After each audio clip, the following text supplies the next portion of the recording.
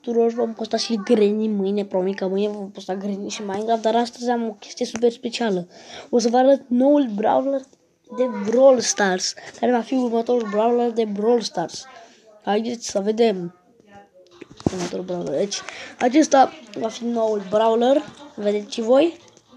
Acesta va fi. Vă întrebați cum îl am. Păi, am descărcat eu nu Brawl Stars și uitați, noul brawler e aici de față cu noi. Acum știți cum arată și noul brawler.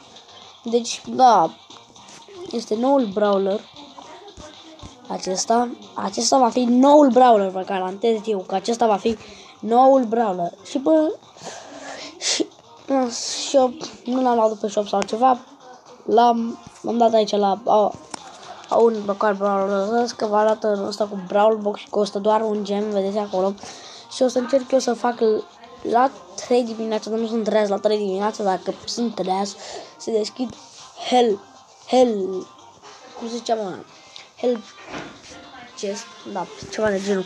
Hell Chest arată foarte creepy și dacă sunt treaz, chiar o să fac acel videoclip. Dacă nu sunt treaz, aia e. Dacă sunt treaz, chiar fac acel videoclip, promit, dacă sunt treaz. Așa că cam atât a fost și cu acest clip.